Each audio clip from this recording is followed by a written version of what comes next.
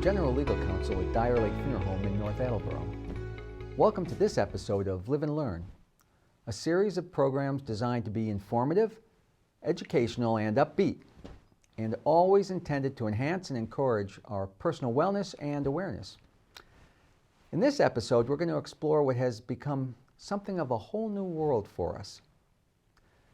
To say that our world has changed over the past year would be an understatement. Our lives have been upended in ways both big and small that we could never have anticipated. How we work, live, learn, and interact. How we eat, where we eat. How we shop, what we wear. Who we see and don't see, and how we see them. We somehow have come to speak a new language that would have been indecipherable a short while ago.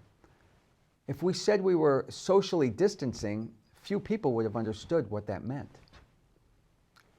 We've heard the expressions flatten the curve and self-isolation. Last year, if someone told you they were voluntarily quarantining, you wouldn't have had a clue what they were talking about. PPE, COVID, contact tracing? Some of us work for an essential business, and had you called yourself an essential worker in the past, you'd almost certainly been seen as having an overinflated ego. Essential? And what about herd immunity? Chances are you'd have pictured a group of cattle. And just about a year ago, we wouldn't have known what a super spreader event was, or community transmission, curbside or contactless delivery. Think about that one, contactless delivery. Remote learning took on new meaning, as did the word virtual. Now we Zoom and we FaceTime. And I wonder how many of us have been asked to mute or unmute over the past year. The hug, the handshake, the high five, all on hold for the foreseeable future. Instead, we've welcomed the elbow bump, which pretty much still looks and feels awkward to me. Let's be clear. The impact of the COVID-19 pandemic in our lives has been extraordinary. It's had far-reaching consequences, many of which we still haven't calculated. It's affected millions of people who are either ill or who've perished, and the toll on their families, it's been incalculable. The events of the past year have overloaded our healthcare system and the professionals on the front lines caring for us. It's had a profound effect on our economy, globally, domestically, and individually. The celebration of cultural and religious events have been turned upside down. We've experienced widespread stress and anxiety, distancing from our family and friends. We've seen the closure of countless businesses, new restaurants, movie theaters, and sports clubs. The travel, tourism, and hospitality industry, it's been decimated. We've also seen the largest disruption of education systems in history, with nearly 1.5 billion students in more than 190 countries and on all the continents adversely affected. And we've gone from family dinners on Sundays, Thanksgivings and Christmas feasts, birthday gatherings, Halloween trick-or-treating, 4th of July and Memorial Day parades, cocktail parties, backyard cookouts, to weekly FaceTime check-ins with family and friends, gathering around the computer, the iPad or the phone, Zoom Thanksgiving and Christmas meals, drive-by birthday celebrations, online masses, religious services, and live-streamed funerals. We watch our favorite sports teams play in front of cardboard cutout audiences. Few, if any, new television shows, no new movies, and Broadway quiet and darkened. The Pew Research Center asked survey questions this past year about Americans' views and reactions to the changes in their lives. They gave the public a chance to tell in their own words how their lives have become more difficult or challenging, and about any unexpectedly positive events that might have happened during this past year.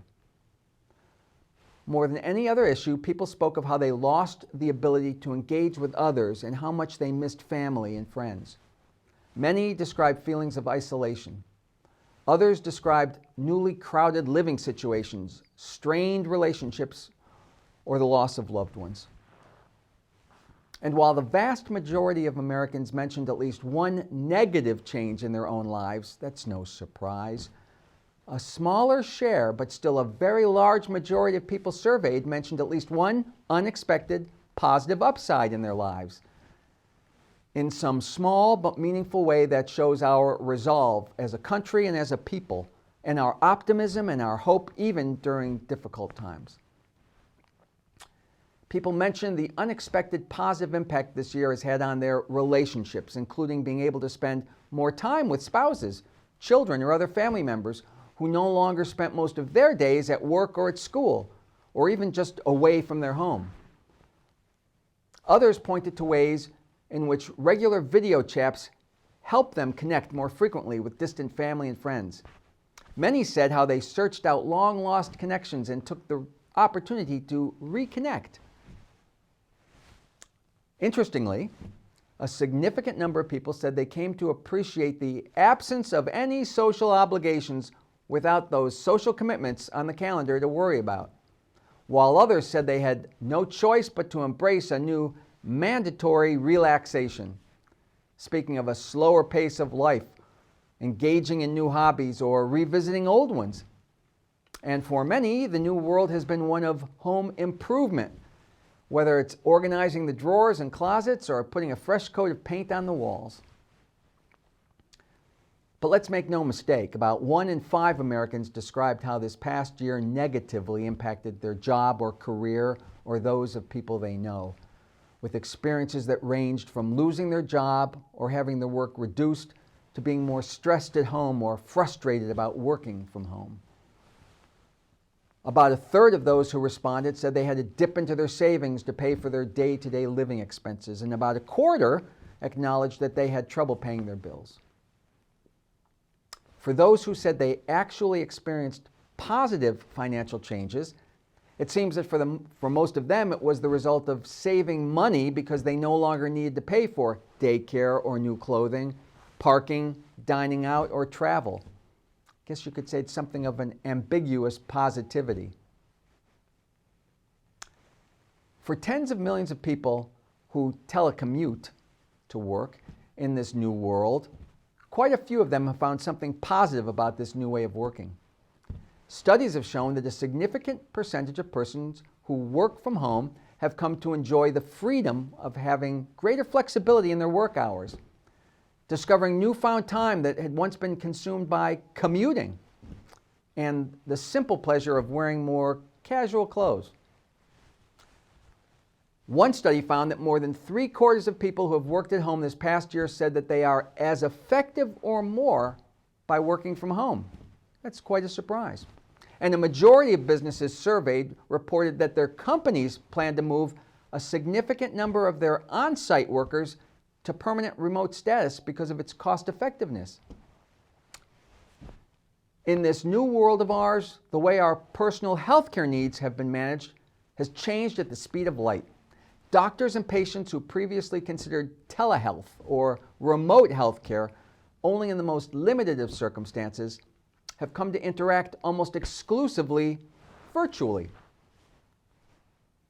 And whether it was milk, eggs, produce, bottled water, toilet paper, paper towels, or even the clothes we bought, this past year prompted a huge surge in online purchases. What had been an easy and almost mindless process our entire life in some ways suddenly became unexpectedly complicated. We had to think things through and plan how to buy the things we needed. And even then, there were more shortages, substitutions, and delays than we were ever accustomed to. It could take days for our groceries to be delivered. Panic buying and frenzy caused many people to buy some items in bulk, something they'd never done before and really weren't equipped to do either. How much toilet paper or paper towel can you store? Most of us simply didn't have the space in our cupboard, pantries, refrigerators, or freezers, and so our hallways, our closets, and our garages suddenly became improvised stock rooms. The past year has challenged us about what it is that we eat as well. It's been a time to experiment with food as more and more people tried new foods or new diets, especially, it seems, with vegetarianism and veganism. Maybe it's having seen meatpacking plants across the country close that contributed to this phenomenon, but there's been a very noticeable and renewed interest in vegetable gardening. And for a whole host of reasons, the humble, protein-filled bean has taken on new importance. Whether it's because they are filling, nutritious, or inexpensive, the sale of beans shot up 70% in March of last year alone. It seems that beans are an almost perfect food, given the fact that they're dried, have a long shelf life, can be easily rehydrated, are affordable, and generally have incredible nutritional benefits. And this new world of ours has not only seen a change in what we eat, but in how we think about our food. And that's especially true of coming to appreciate how and from whom our food is obtained. For a lot of people, this past year was a time when they realized that things don't quite happen as easily as they thought. Food doesn't just show up on the shelves of the local market. It was one more part of our lives that we'd long taken for granted: food shopping. And the people who work in those markets, we probably didn't give them the credit they deserved for allowing us to get what we needed every day. For many of us, we've been accustomed to going out for a bite to eat every once in a while, maybe on special occasions, breakfast at the local diner, or just a cup of coffee and a donut on our way to work. Well, all that came to a grinding halt in this new world of ours. And it seems to offset the lack of restaurants, diners, and coffee shops, many folks began cooking and baking at home. There really wasn't a lot of choice. And when they did it with gusto, whether or not it was rediscovering old family recipes or downloading new ones from the internet. And while cooking from scratch tends to result in healthier eating because we have absolute control over all the ingredients we're using, our collective new anxiety, coupled with our inability to get a bite to eat out, contributed to an awful lot of people making an awful lot of comfort food at home. And comfort food has a tendency to be chock full of calories, sugar, and fat. And in this new world of ours, even those who had long prided themselves on being disciplined found themselves turning to comfort food like never before. It seems that over the past year, eating was one of the few safe pastimes for many of us. And because of that, it seems a lot of people who were surveyed have said they gained weight over the last year. Not just because of that comfort food, but because they were snacking more and exercising less. And beyond eating more and moving less, changes in our sleep pattern also have contributed to weight gain. It could be trouble sleeping due to anxiety, or sleeping more due to boredom. There are those who had always been morning people who morphed into late night people and then into late night snacking bingers. It's well known that when we're sleep deprived, our hormonal balance is thrown off, which of course in turn causes us to be hungrier. Another aspect of this new world of ours, well, it seems that when we were ready to buy things again, we actually had fewer new products to choose from. With production plants shuttered for months on end, whether food, clothing, automobiles, or pretty much any consumer product in between, those who continued to produce goods focused on their top-selling varieties, pushing off the launch of new or different products, flavors, or variations until they could return to in-person sales. If you think about it, you probably haven't seen a sample station of any kind at the grocery store for months. And when it comes to travel, besides the fact that very few of us traveled anywhere, one of the most apparent changes, besides the limited number of flights or trains available, has been that cleanliness has become a real priority. It seems that during challenging economic times in the past, airlines were known to go for as long as 18 months without deep cleaning their fleet in order to save money. Now, no matter how tough things are, the airline industry has made cleanliness front and center in an effort to convince the flying public that their planes are safe places to be. And over this past year, our public transit systems, buses especially, have been in the unenviable position of urging people not to use them unless absolutely necessary. Talk about a whole new world. Think about what a turnaround that's been after years of being encouraged to use public transportation as an environmentally and economically beneficial choice. A few other less than obvious changes we've seen over the past year in our new world. Well, a combination of anxiety, boredom, stress, and the unexpected freedom of social isolation are among reasons given as to why many people are smoking more than they did in the previous year. The big tobacco companies all raised their sales or profit targets over the past year, saying the industry had done better than expected. What's that all about? Well, it seems that cigarette sales were helped by government stimulus checks that boosted disposable income. And working from home allowed people to smoke more easily than at their offices, where it was generally prohibited. Here's another one. If you think you're seeing more ads on TV for used cars, think CarMax or Carvana, Auto Trader, that's because more people bought used cars this past year than ever before. And used vehicle prices have seen an unusually sharp uptick this past year.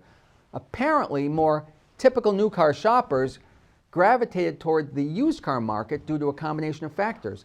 As auto plants temporarily shut down operations for safety, it created a shortage of new car inventory, pushing more people onto the used car market. And once some of the travel and work limitations lifted, because more people had concerns over the safety of riding public transportation, they choose to upgrade their current vehicle, but without the expense of a brand new one. This one's interesting. It seems that with so many of us spending more of our time at home, a host of what are called citizen science projects have popped up around the world. Some of these online projects are intended to contribute to the betterment of our society and the world at large. For example, at-home online volunteers can scour satellite images for rural houses across Africa to enable them to be connected to the electricity grid.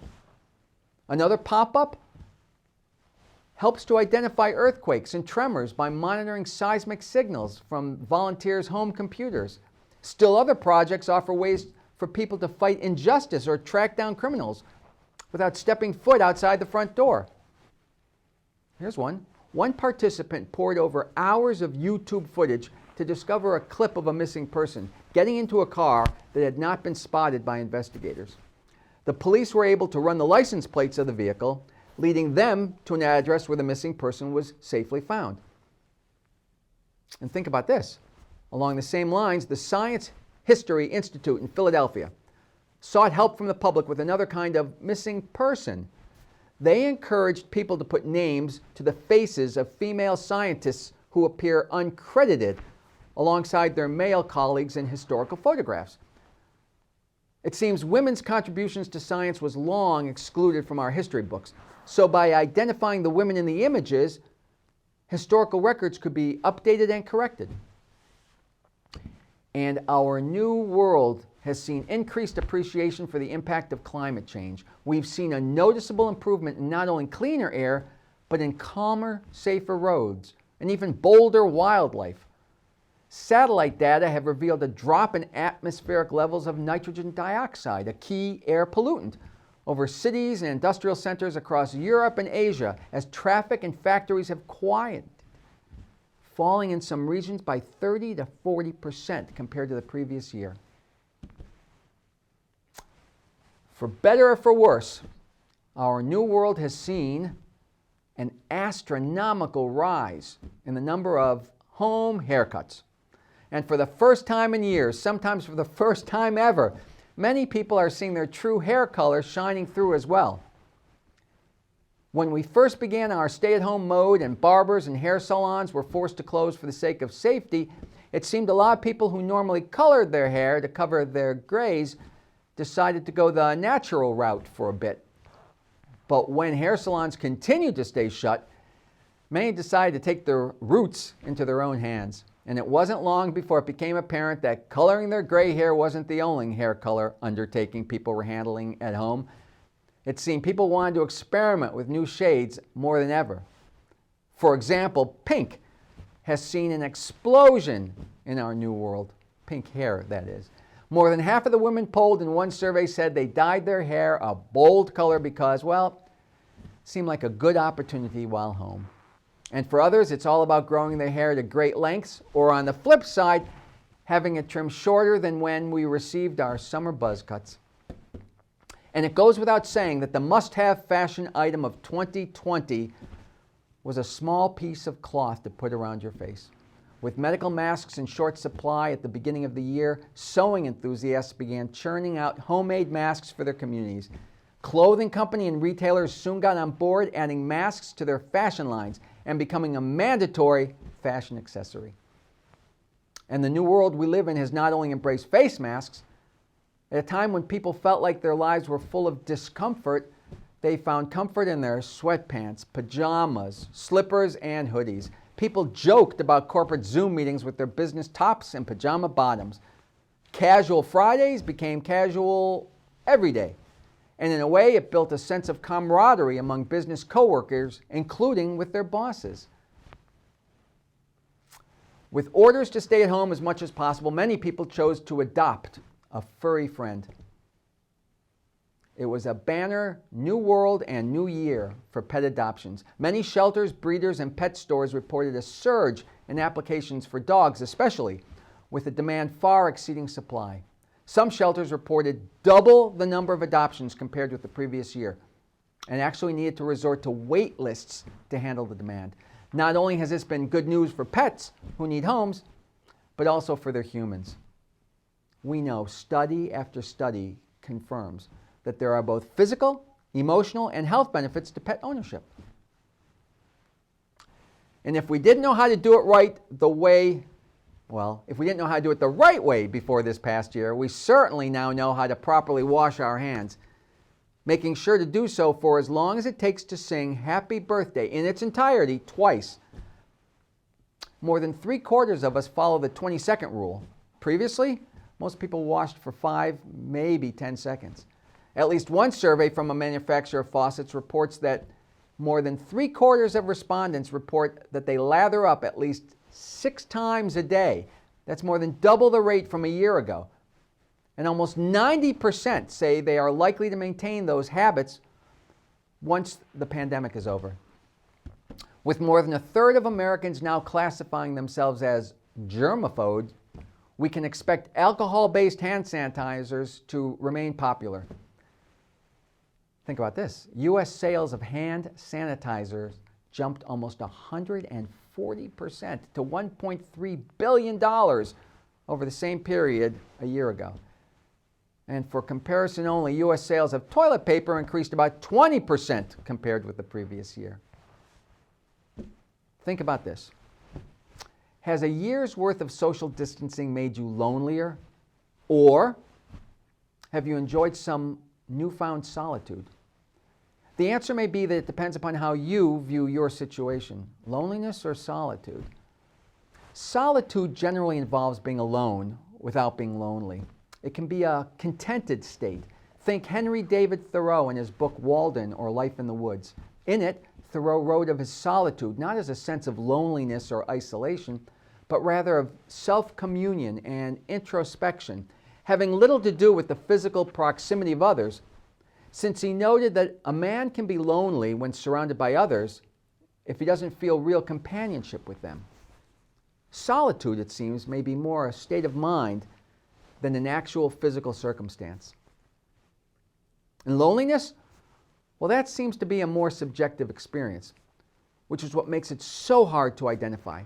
Some social psychologists define loneliness as the gap between the social connections you would like to have and those you feel you actually experience. The health implications of loneliness have become clearer over time. Researchers have actively studied the mechanisms by which loneliness affects our health, including its relationship with inflammation and even changes in our DNA. It seems that if you're stressed chronically as with loneliness, your body may be in a low-level fight or flight response all the time. And this past year has pushed loneliness further into the public conversation as people across the country have stayed home, increasing our social isolation and loneliness. Although we're in this new world together with shared experiences like never before, people often feel alone because they've been deprived of many other ways in which they connected with people around them. And it can feel isolating. You know, it seems that this past year kind of froze our lives in a way. It froze us in these odd positions where we may be closer than we want to be with some people, and we're too distant from others. And we've seen the evaporation of weak ties, those relationships with the people working at the coffee shop who simply said good morning to us every day, or the checkout person at the grocery store, or neighbors and acquaintances that you just say hello to. It seems that when it comes to changes that have impacted our lives and what tomorrow, next month, or next year might bring, well, the late great baseball player, manager, coach, and philosopher Yogi Berra summed it up best. It's tough to make predictions, especially about the future. I'm Jay Elias. Thank you for watching this episode of Live and Learn. I hope you enjoyed this. I look forward to your joining me again for another program designed to enhance and encourage your wellness and awareness. And until then, remember, it's never too late to learn. And although the world may never be the same, maybe it can be better.